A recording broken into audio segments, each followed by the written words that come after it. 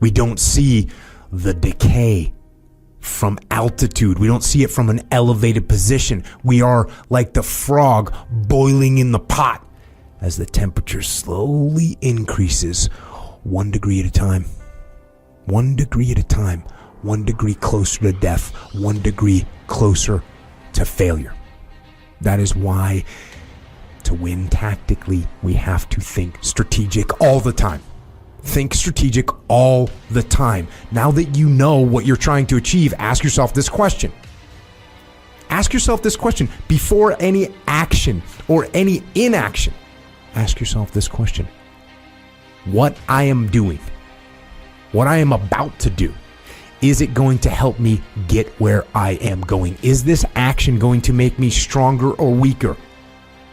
Is this action going to make me smarter or more skilled? Will this action move me toward the strategic long-term goals I am trying to achieve in my life? And do not lie to yourself. Don't rationalize. Don't negotiate. You have to tell yourself the truth. That is where discipline comes from. Discipline is rooted in the truth we tell ourselves, and discipline delivers long-term strategic success. Am I a disciplined person? Sure. But that discipline is there because I know and understand my long-term goals, and I know why those goals are important. In the midst of challenges, opposition, and pain. But when you think about what true courage is the ability to accept pain and start things without any guarantee of success, but also understanding that the ability to learn is a gift even when pain is your teacher. And so for me, the game of football was pretty much like this stage. It was a platform that God had provided to cultivate a certain level of talent and excellence if I did it the right way. So one day when it stopped, it was certain things I could extract from it and apply and plug into other areas and aspects of my life, and so I could be successful no matter what I wanted to do. And so I never understood when somebody would quit on a wind sprint, because I just looked at it as a wind sprint. And most importantly, it was something that somebody said, I wanted to play the game of football, and so if you wanted to play, why come out and complain about doing the work that it takes to be great? I said, but most importantly, a person should never complain about something that they're not willing to change. And if they're gonna do it, why not try to be great at it? Why not try to see what we possess and put forth a level of excellence and greatness to see can we make our teammates and the people around us better? And so when I approached the game of football, the thing I loved about it was I got to inflict violence on another individual and not get in trouble for it. I loved every bit of that. But something happened early in my life, and it shifted the trajectory of my life and still impacts the way that I live my life until this day. That's why when I first stepped on the stage, the first thing I did was, I want to say thank you to the coaches, to the support staff, and everybody that brought the kids here tonight. Because I know what that means. It's that very act that changed my life. I probably wouldn't be on this stage before you tonight if that didn't happen in my life when I was around 9 years old. And what happened was I was playing football in the street, blue pickup truck pulls up. And me and my cousins would play every single night like clockwork. The routine was simple. I just wanted to ignite the process of what we wanted, right? I didn't want to say we wanted something and not work for it. I wanted to ignite the process so we can engage in consistent action. And so that being in the street, light pole to light pole, that was the process for us. That being in the street every single night till the street lights pop on, that was process for us. Right? I didn't want to say I wanted it, and then we go in the house, we sit on the couch, and we start playing video games. No, if we really want it, we're going to get in the street and we're going to work for it. All the difficulties, all the ups and downs, all the mistakes, everything I've learned from it, I'm going to just put it in a condensed package. 6th grade now, 1968, I'm 10. They sitting up there and people started standing up. Brenda wants to be a doctor. Larry wants to be a lawyer. So I stood up and I'm thinking to myself, that this here, this is a gold star moment right here. Oh yeah, this is the day I've been waiting on. I'm gonna get recognized for the brilliant cat that I am. And it's no doubt in their mind now who the star student of this school is, because I done put something on my paper that was unbelievable. Because nobody had wrote on their paper, I want to be on TV. I get up in front of the class, she said, what did you write on your paper? This is big. I said, I want to be on TV. She said, why did you write that on your paper?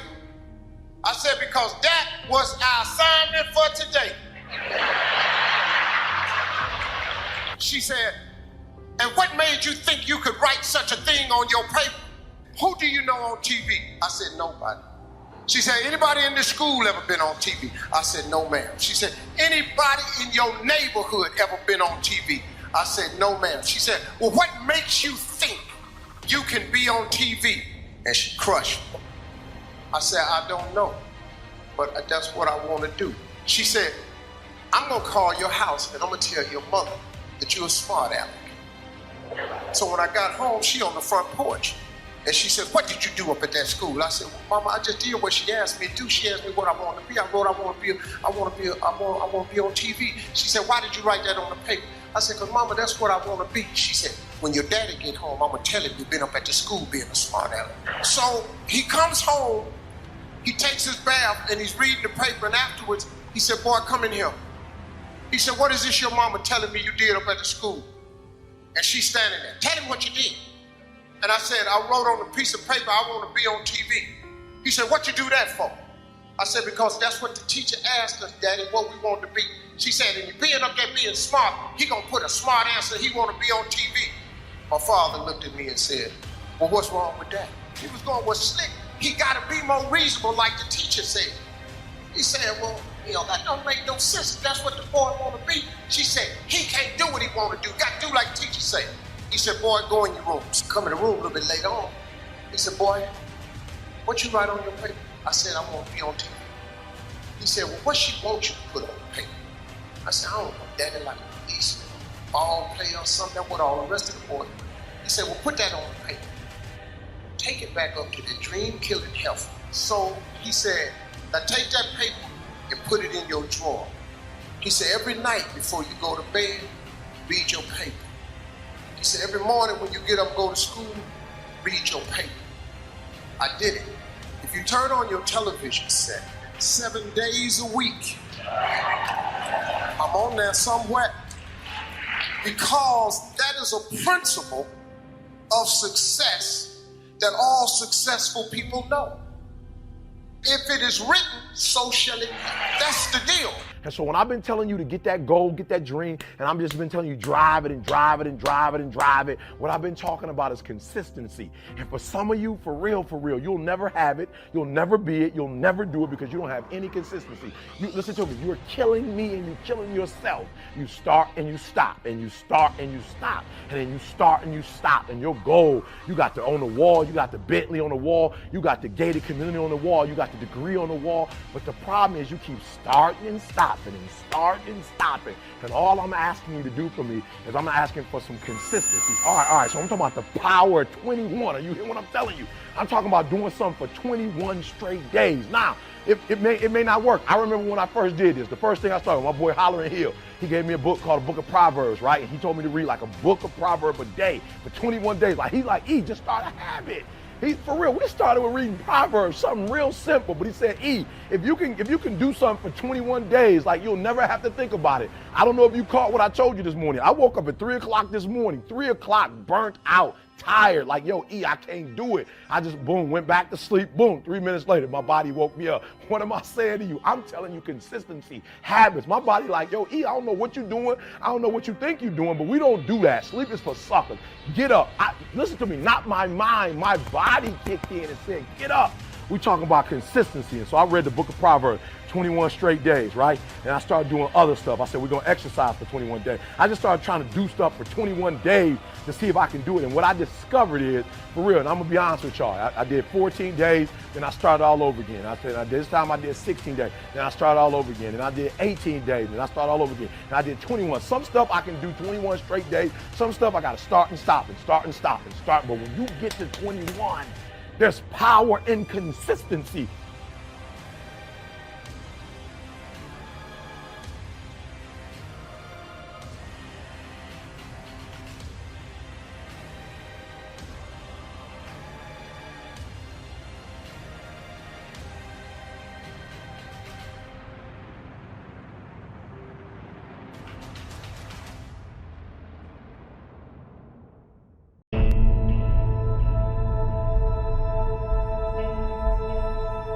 statistics show that 95% of the people that actually made a New Year's resolution have already broken it by today. And that's if you even made a resolution. Now, if you're the exception to that, I'm thrilled for you, and I support you, and I say keep rocking it. But if you've missed, maybe I could drop you a quick little message or two here that can help you not only recover, but get way beyond just making some New Year's resolution and make some real lasting change in your life. Most people don't even make a resolution anymore. Why? Because they've made them for years and years and years, and they know they're not going to follow through. So after a while, who wants to disappoint yourself? Who wants to be upset with yourself? Why even bother to set a new standard for this year? You know it's going to be the same as last year. If you're the kind of person watching this right now, and you've actually opened this email and you haven't shut me off already, then obviously that's not you. So the question is, what is it that makes us even want to make a resolution? I mean, it's an interesting question. Why is it at the beginning of the year we have this tradition, but it goes beyond tradition. It's something inside of us that makes us want to make things better. Here's the big challenge of life. You can have more than you've got because you can become more than you are. And of course, the other side of the coin reads, unless you change how you are, you'll always have what you got. Somebody once said, if you took all the money in the world, divided it up equally among everybody, it would soon all be back in the same pockets. Success is something you attract, not something you pursue. So instead of going after it, you work on yourself. Personal development. Of all the assignments Mr. Shope gave me at age 25, this was probably the most difficult. I think it's an unending challenge to see what you can become. The major key to your better future is you. The major key to your better future is you. Transfer this to a card or something where you can put it up, where you can see it every day. This is a good phrase just to glance at, to keep in mind as you're putting the day together. If you'll just let this talk to you during the day, I found it to be tremendously helpful. Life is not just the passing of time. Life is a collection of experiences, their frequency and their intensity. Life is not just watching the clock tick away. Life is a collection of experiences, their intensity, their frequency. Love, a job you find joy from, is not something you discover. It's not like, I found love. Here it is. I found a job I love. That's not how it works. Both of those things require hard work. You are in love because you work very hard every single day of your life to stay in love. You find a job that brings you ultimate joy because you work hard every single day to serve those around you, and you maintain that joy. It's not a discovery. This large, immovable object. Life, career fulfillment, relationships are journeys. The problem is, this entire generation has an institutionalized sense of impatience, and do they have the patience to go on the journey to maintain love, to feel fulfilled, or do they just quit and on to the next, dump and on to the next, ghost and on to the next? Getting things is not going to make you happy. That's good news in a tough economy. It's a good reminder. It doesn't matter what you get. Doesn't matter whether it be money or opportunity. All those things might excite you for the moment. Even a relationship, as magnificent it may be, might be exciting for a while. But if you don't keep growing, that relationship isn't going to stay exciting. So the secret to real happiness is progress. Progress equals happiness. And if we can make progress on a regular basis, we feel alive. And that's why at the beginning of the year, we get this thing like, okay, I can have this fresh start. I could really do what my soul desires. I could expand. I could grow. I could improve. I could change. Or maybe better than change, I could progress. See, think about that. Progress is an aliveness to it, doesn't it? You don't have to work at changing. People say all the time now, well, I'm working on changing. Don't worry about it. You don't have to work on changing. Change is automatic.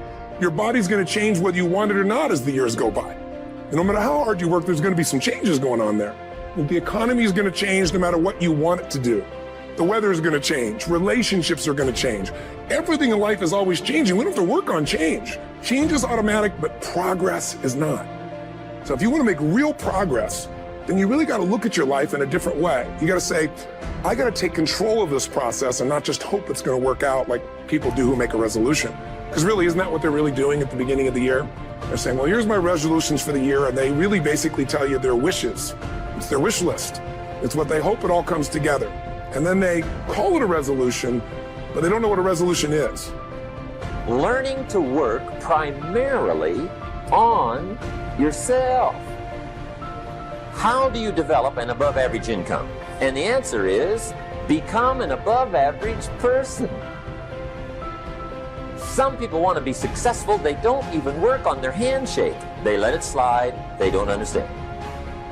Develop an above average excitement. Develop an above average intensity to win. See, that'll change everything. If you want to be wealthy and happy the rest of your life, just learn this lesson well. Learn to work harder on yourself than you do on your job. For things to change for you, you've got to change. Otherwise, it isn't going to change. Everybody wants to be successful and everybody wants to be happy. But I'm going to tell you what you're going to have to do. You got to change your mindset. If you want to be successful, you got to change your mind, and you're going to have some faith. And what that means is you have to give up all blaming, all looking out at the world and saying, well, if the world were different, then I would be better off. So basically, we are responsible to change our behavior until we get the outcomes we want. When you resolve something, to have a resolution is to resolve it. When you resolve, this is how it's going to be. That's when you cut off any possibility except the thing you've committed to. It's like the old adage, if you want to take the island, you burn the boats. Because when you burn those boats, there's no going back. You're going to find a way to make things work. And most people, they're stating what they hope will come together. And if it doesn't happen, then they're disappointed, but they're not too disappointed because they're not too vested. What does it take to successfully create a lasting change in your life? To not only have a New Year's resolution you follow through on, but really have a lasting change? Well, the first step for lasting change is very much like making a New Year's resolution. Fundamentally, it's the same. The first step is you got to have a vision for what it is you really, truly want. Not what you think you want or what you should have. I mean, what are most people's New Year's resolutions? I'm going to stop eating sugar. I'm going to stop smoking. I'm going to lose 10 pounds. Problem with that is it's not very inspiring for most people. It's not telling you what you're going to get. It's only what you're not going to do. And it's kind of hard to have you move forward with that. A vision is about what you're here to create. A vision that really works is one that excites you. If you say, well, my resolution, my goal, my outcome for this month, this week, this year is to lose X number of pounds, that's okay, but it's not very compelling. It has to be a compelling vision. It's got to have something that has the power to pull you, not something you have to push yourself to do. God didn't bring you in this world to be average. God didn't bring you in this world to wake up and die one day and just be another person that lived and died and didn't do anything significant in this world. You're still alive. So therefore, God is not done with you. You're still here.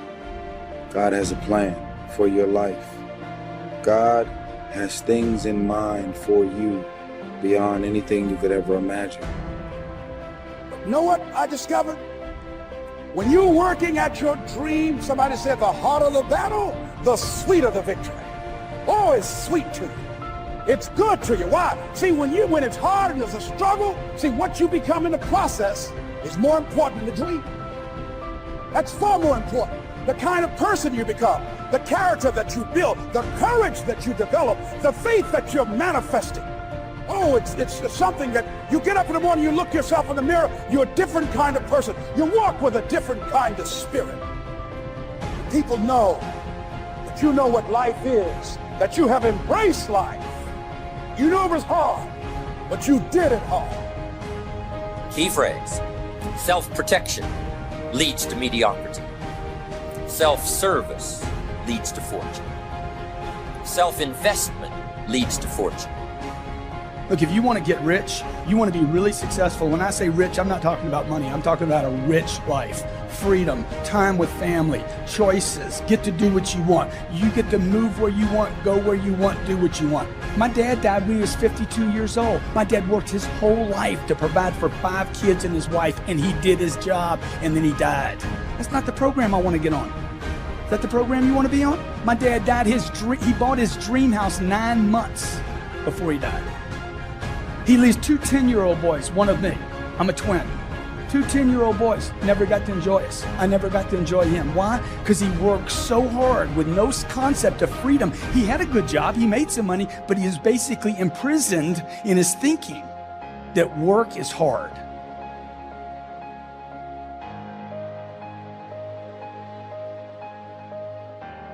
I want you to focus on you. Sometimes you can get caught up in the distractions of life that you forget the main thing, and that is taking care of you. As I said, that life is based upon transformation, disruptions, and miracles. But in the midst of all of this, I want you to write this down. You got to keep it moving. And my heart goes out to family members and friends who've lost loved ones. And you got to keep it moving. You can't stay where you are. You can, but you don't want to stay there. Got to be a new you. And so in order for that to happen, for you to radically change your life, I want you to write down, what are you going to release? Number 1 is procrastination. Starting today, put off the things that you are okay with dying in you today. I'm not okay with my book dying in me today, because you're here today, gone today. We don't know how much time we have left. We don't know the day, the time, or the hour. You came here to do something. There's something in you that's unique to you. That's a representation of your intelligence, of your talent. And if you died today with those in you, would you be okay with that? No. I want you to write down the things that you would not be okay if those things died in you. Once you write them down, put down an action step. What are you going to start today? I dare you to decide to be on top of your life, to live intentionally, to put off that gift that's in you that God put in you. Just start. A journey on 1,000 miles begins with a single step. I want you to write one thing that if you died today, you would get on the other side and slap yourself. One thing, just find one thing. Release procrastination around that one thing. Those are 2 different kinds of motivation. Push requires willpower, and willpower never lasts. What will last is pull.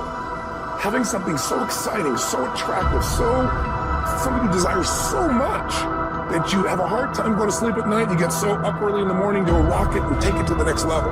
That's what you're looking to create. And that isn't easy to get. But one of the reasons we do seminars and events, we say, why do that? Why not just read a book or something? Is because when you get in an environment where you're with people that are being put in a peak state, like when you're going to a sporting event, if you watch a sporting event at home, it might have a certain level of excitement. But when you're in a stadium with 50,000 people, suddenly it has a whole different level of intensity when we feel that. And the bottom line of our follow-through comes down to our emotional intensity.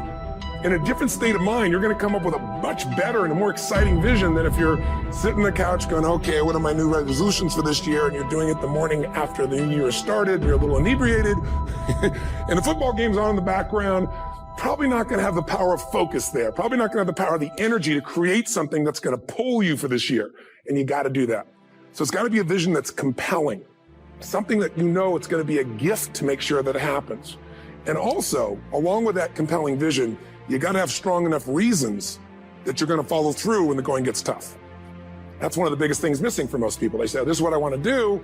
It's not very exciting. It's not very compelling. But most importantly, they don't have strong enough reasons to push themselves through what's going to be necessary to get that dream, to get that goal when the inevitable challenges come up, when you're starving, hungry, and you're trying to go on a diet, right? When you got no time and you're stressed out and you haven't worked out still, and that's what you're supposed to do. When the economy gets tight and what you thought you're going to do doesn't work, and so you give up on the goal instead of finding another way to get there. You don't let the fear take you over if you've got strong enough reasons. Those reasons can be positive, or those reasons can also be negative. They can be, if I don't do this, this is what's going to cost me. And if I do this, this is what I'm going to gain in my life. Reasons come first, answers come second. If you get a compelling vision and you got strong enough reasons that will push you through the tough times, you're going to do things other people don't do. Instead of collapsing, even if you get off target, you won't go, oh, I blew it. You'll get right back on target, make the change, make things happen. And I know you've done this in many areas of your life. Just think about it again. I'm not teaching you something really new here today. I just want to remind you of what your soul knows. You got to change, you got to improve, and you got to go through a simple process fundamentally to make that progress. First step, vision that's compelling. Second step, make sure that there's strong enough reasons to follow through. Third step, you got to review it and feel it every day. I mean, anything. Have you ever had this happen in your life? Has there been anything in your life that you've ever wanted so badly? You were so desirous of it. You had such a hunger for it that you couldn't stop thinking about it. Could have been a career move, could have been when you were a kid, a car, it could have been a relationship, it could have been anything, but you were obsessed. You wanted to make this happen. You wanted to attract this to your life. You just wanted something. And you didn't even know how to get it. But it was so compelling to you. You kept thinking about it every day, envisioning it, imagining it, feeling it. And then stuff happened. And suddenly you started to attract people or situations to your life, and it just came together. Like, you didn't even have a total plan. It was just that it was so a part of your focus with so much intensity and emotion so often that it sensitized you to notice anything that could get you there. When we start questioning ourselves, we're instilling doubt in our brains, and especially in our subconscious, that is keeping us from going full force towards the goal. Is it easier to go towards a goal that you know 100% you're going to achieve and pour all your energy into it? Or is it easier for you to pull back and not put all your energy into it and all your resources and all your time and all your knowledge because you think it might not happen because there's a slight doubt? People that say they have dreams and want to open a business or want to do something differently than what they're now doing, they don't like their jobs, they're unhappy, they're unfulfilled. People who say they want to improve their income level, look at how they spend their time. Commitment shows up in your life in what you do. There's no easy way around it. No matter how talented you are, your talent is going to fail you if you're not skilled. You know, if you don't study, if you don't work really hard and dedicate yourself to being better every single day. I love the process. I love the thought of working for what I want. And I firmly believe you're never supposed to wish for it more than you're willing to work for it. Your expectations never supposed to exceed your efforts. But a lot of people, they wish, and they're not willing to work. And the great thing about life has a funny way of testing all of us and seeing how bad we really want what it is that we say we want. I've never really viewed myself as particularly talented. Where I excel is ridiculous, sickening work ethic. You know, while the other guy's sleeping, I'm working. While the other guy's eating, I'm working. You want to take care of yourself. I don't think that as a participant in life, you cannot be committed. You're either committed to mediocrity or you're committed to greatness. You're either committed to being productive or you're committed to being non-productive. You're committed to being happy or you're committed to being unhappy. Here's the next one. Live with intensity. You might as well turn it up a notch or two after this weekend. Why not? Invest more of you in whatever you do. Be a little stronger, be a little wiser, step up your vitality, contribution. Put everything you've got into everything you do, and then ask for more vitality and more strength and more vigor, more heart, more soul. No one can make you do or not do what you say you're gonna do. Tell yourself every morning, I'm going to stick to this. I'm going to do this. I'm going to strive for this goal. I'm not looking forward to December. I'm not looking over the whole year. I'm focused on today.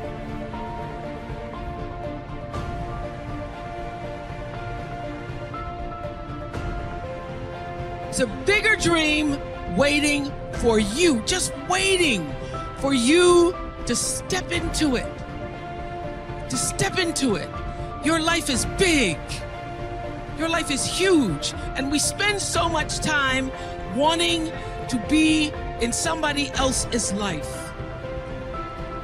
And you don't get honored, you don't get revered, you don't get celebrating wanting what somebody else has, because that which created you, divine intelligence that dreamed you from before your ancestors ever knew they would become your ancestors, that which dreamed the seed of you, wants you to know how special, how wondrous, how mysterious, how complex, how glorious, how phenomenal you are.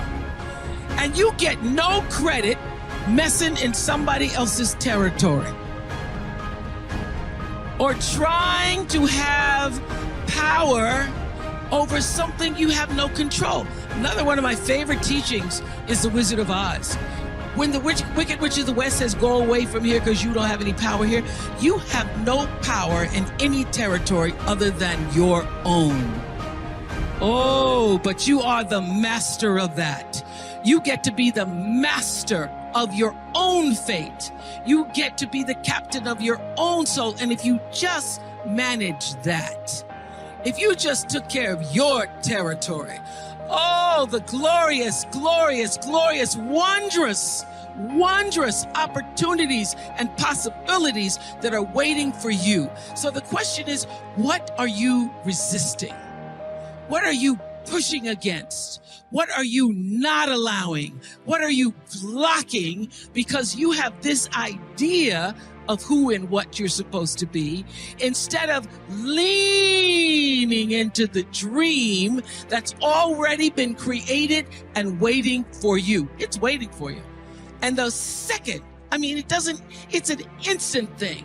It's a shift in the way you see yourself and the power from which you have come. It all comes down to the inner game, my friends. Changing your life is a change in the inner game.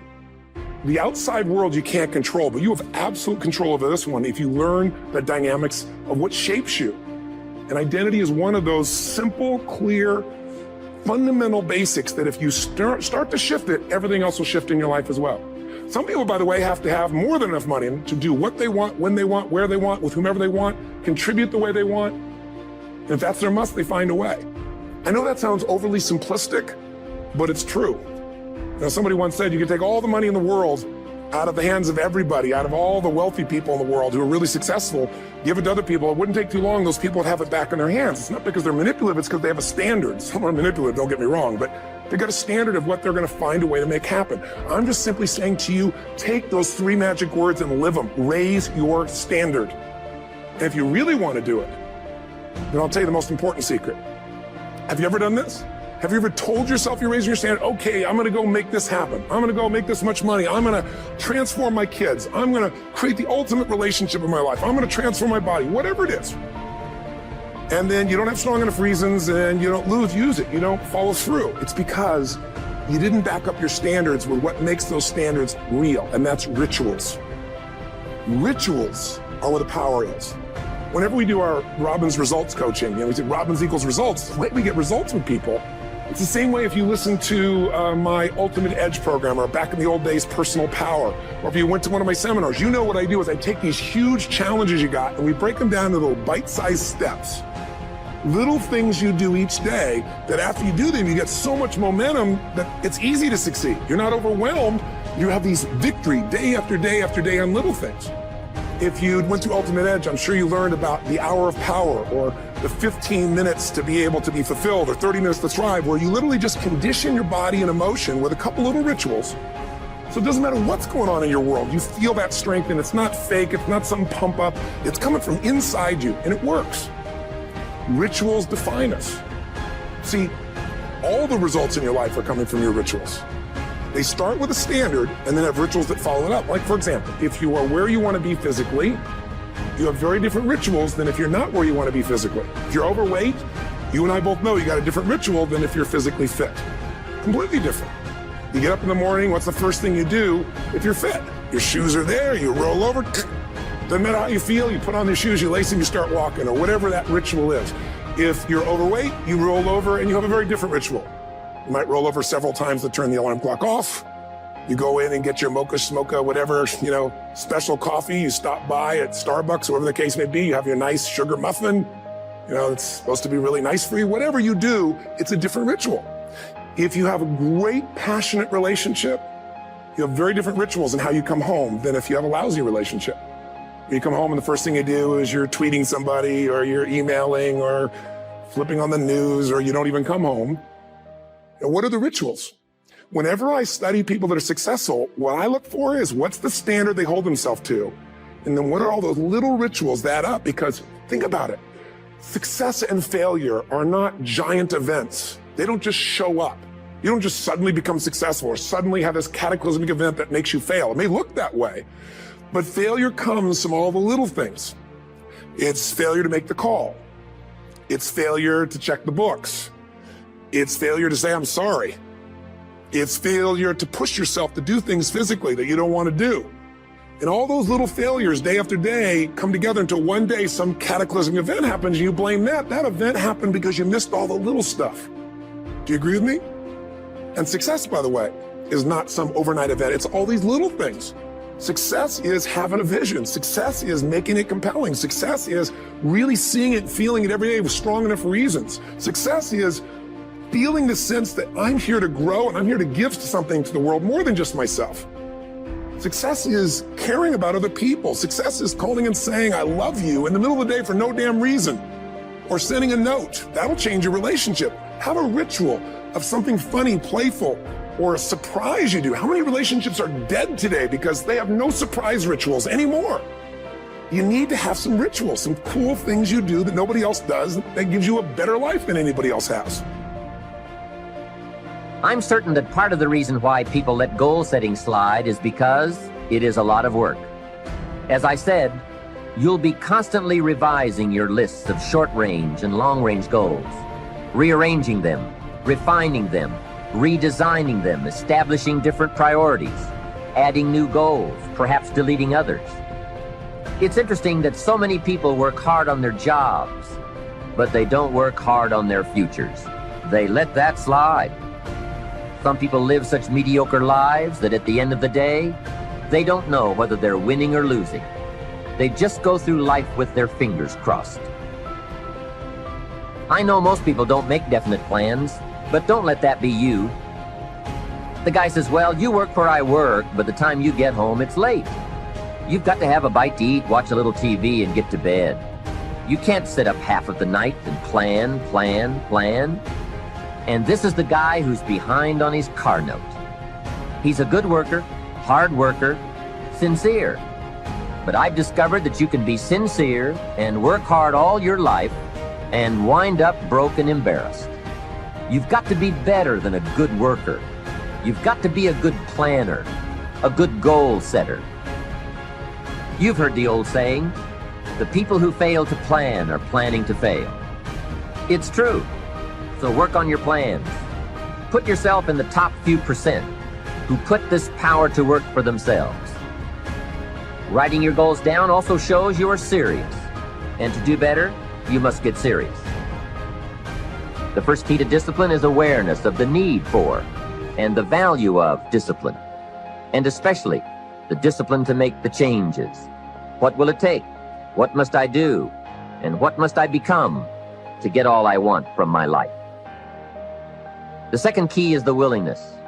More than that, the eagerness to maintain your new discipline deliberately, wisely, consistently.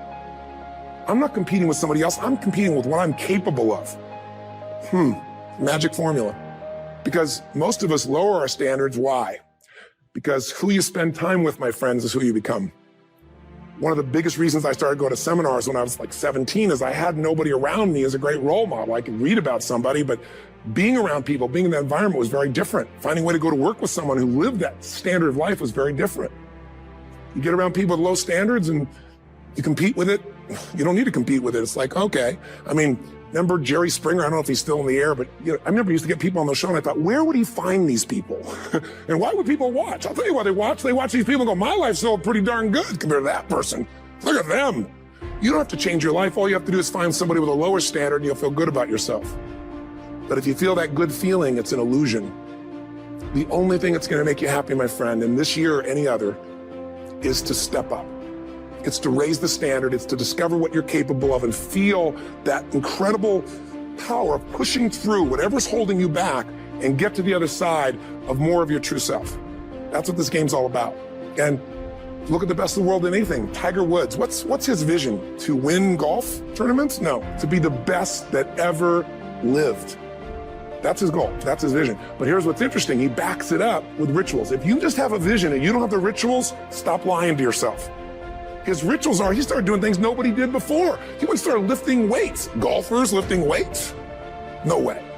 He went out and he changed his swing when he was the best in the world because he realized in order to be the best that ever lived, he was gonna have to change his swing. If you know anything about golf, you don't change your swing when you're the best. And he went and retrained himself because he has different rituals than other golfers. Now many people are modeling his rituals to get better.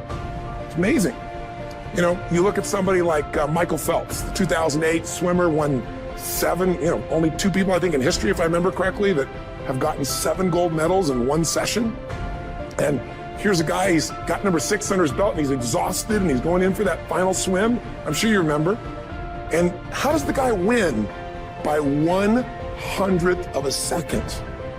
Do you think that was some massive skill that got him over the top? Or was it a standard that says, this is who I am? I am the champion. And no one is taking this from me. And somehow in those final milliseconds, 100th of a second, he pushed himself just beyond his competitor. But you know about Michael Phelps? What allowed him to be able to push beyond that moment is his rituals. Go study the guy. Most people who swim have these unbelievable workouts. He does 2 and 3 of those workout sessions a day. All the other swimmers in the beginning thought he was insane. You're gonna overtrain, you can't do that, it's not physically possible. But he had a standard and the rituals to back it up. So here's my final message to you, because I've gotten carried away. I thought I was gonna send you like a 5-minute message, but as you can see, there's no script here. It's just me going a little crazy with you, but I wanna really see you get what you want this year. Don't let this year be like last. And if last year was great, still don't let it be that way. Raise the standard. If your life is perfect and extraordinary, you darn well know you're not gonna be happy unless you keep making it better. That's what makes us feel alive. It's not what we get that make us happy. It's who we become and what we're able to give because we become more.